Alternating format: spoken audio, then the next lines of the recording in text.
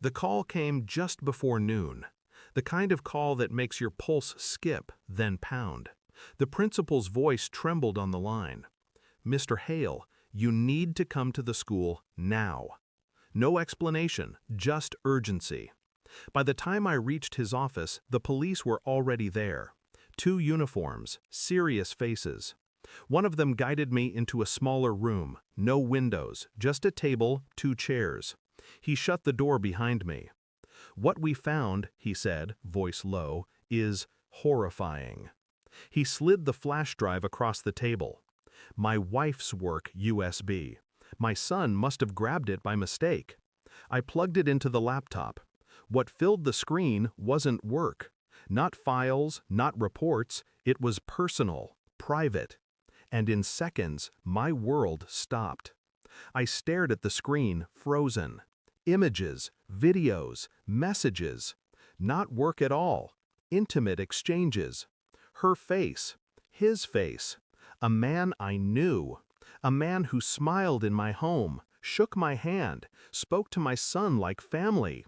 My wife's double life, buried inside a USB, had surfaced in the most accidental, cruel way. The officer shifted uncomfortably, clearing his throat. "Sir, this isn't criminal, not technically, but—" He didn't finish. He didn't need to. They left me alone with it. I scrolled, each file confirming what my gut already screamed. Words she'd never spoken to me, laughter she never shared with me, her body recorded for someone else.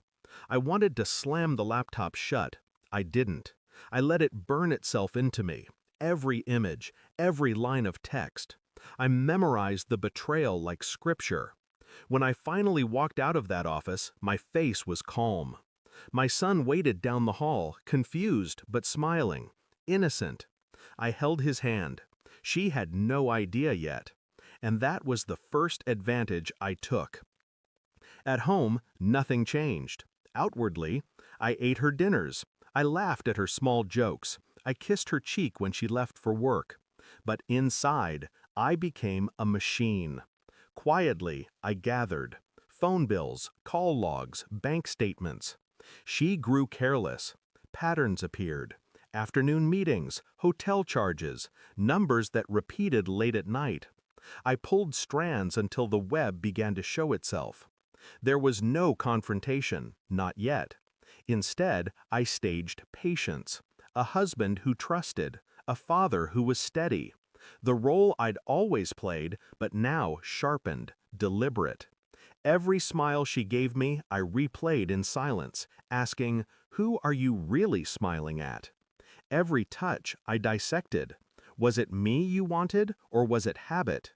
I lived in her shadow without letting her see mine. The rage inside me never burst. It condensed, focused. A blade, not a bomb.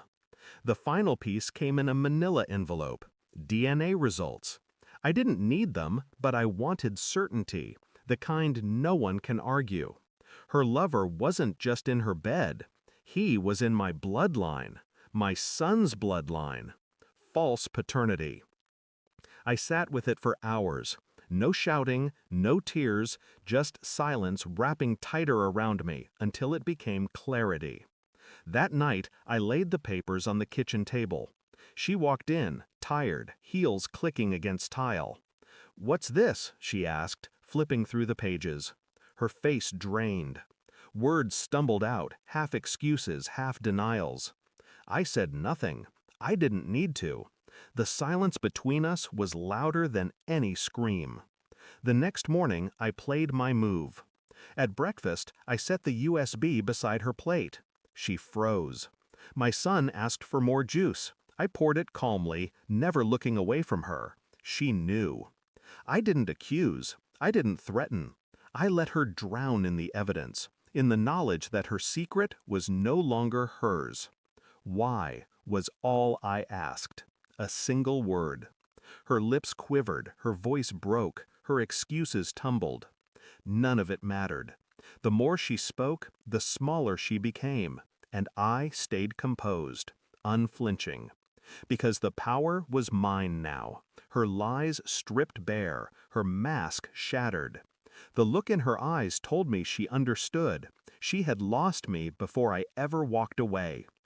I didn't scream, I didn't strike, I didn't beg. I simply walked. Out of the kitchen, out of the house, out of the life she thought I'd never leave. Her voice followed me, calling my name, collapsing into sobs. But her cries were just echoes against the wall of calm I had built inside myself. I wasn't broken. I wasn't even angry anymore. I was free. Because betrayal doesn't destroy you. It unmasks them. And once you see the truth, there's no going back. I closed the door behind me, the sound final, sharp. For the first time, silence felt like victory. Thanks for watching. Don't forget to like, share, and comment. Subscribe now to Cheating Stories Insight World for more amazing stories.